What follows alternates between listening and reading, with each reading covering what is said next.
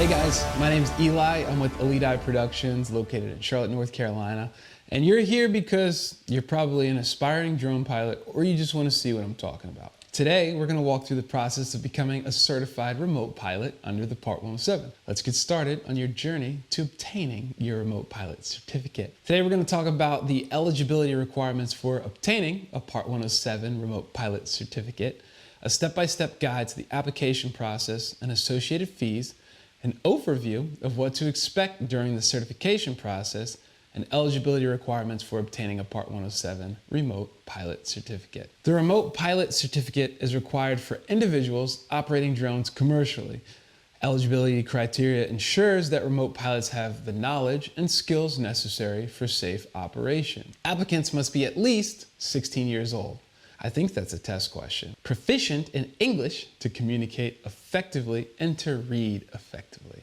You need to be physically and mentally sound to safely operate a drone. You need to be a U.S. citizen, but you do not have to be, legal permit residency is not required.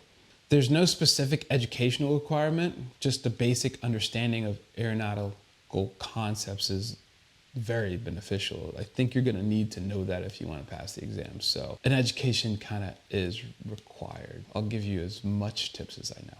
But ensuring eligibility helps maintain a standard of competence among remote pilots. Eligible individuals can proceed to the next steps in obtaining their Part 107 certificate. This is right here. You're gonna get this card from the United States of America, Department of Transportation, Federal Aviation Administration.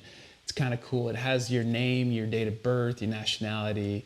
It's like a license, but it's like a remote pilot license. It's kind of cool.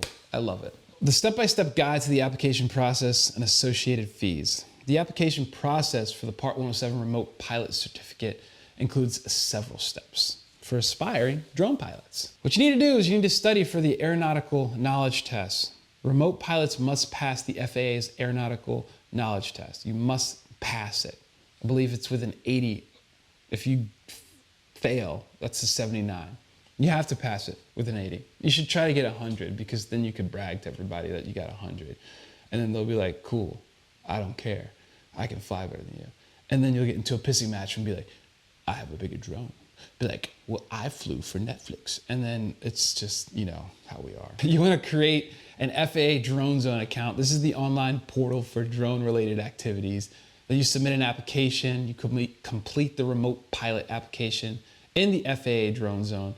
And then you want to schedule and pass the Aeronautical Knowledge Test with an 80 or above. It's going to be a computer-based, administered at the FAA approved testing center. So no, you're not going to be able to take it on your computer and cheat.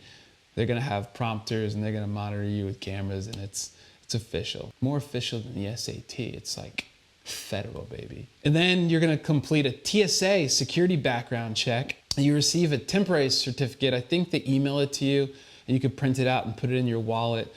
And after you do that, you receive your permanent certificate by mail, and that's this one right here. The associated fees. Fees may vary, but typically include the aeronautical test fee and application processing fee.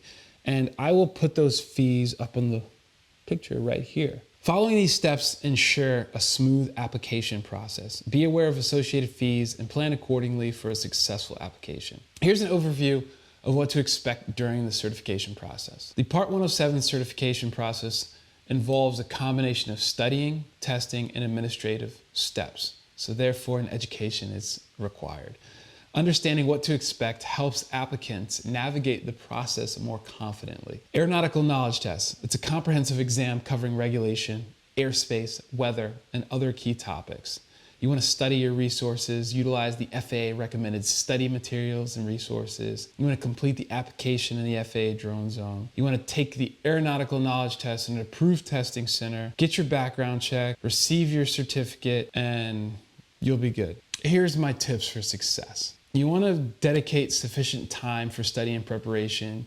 You want to get used to the FAA's recommended study materials. Go on the website and look over everything that you're not familiar with, watch videos, watch my videos, and just get used to the verbiage, study sectional charts, because that's the thing that I would say I struggle with the most is like It's just a different language and you have to get used to it. And there were a lot more sectional charts on the exam than I have expected.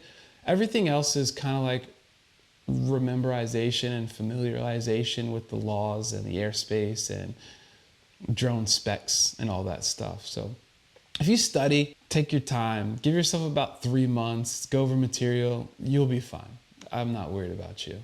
I'm worried about some people though, the people that don't have their Part 107 and fly for clients. Those are the people that piss me off because they make us look bad, and we don't want to look bad, do we? Because we do the right thing. We're the good people. So, we're the good people. The certification process is designed to ensure remote pilots are knowledgeable and capable of safely operating drones. You don't want people out there that don't know what they're doing. You want people that respect the process, that care about safety, and they're doing the right thing. If I knew that 10,000 people were flying drones without license and they have no education for that, I wouldn't feel comfortable about that, and most people won't. Do we like the restrictions?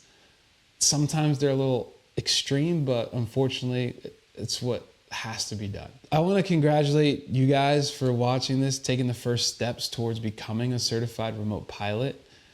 I know it can be kind of confusing, but if you just follow the steps I did to get you registered, find the test prep on the FAA drone zone, you guys should be pretty good. The next episode, we're going to talk about aeronautical knowledge and how to prepare for success. Thanks, guys. Make sure you like, subscribe, dislike, do whatever you want. I appreciate you. I'll see you on the next episode. Peace, one love.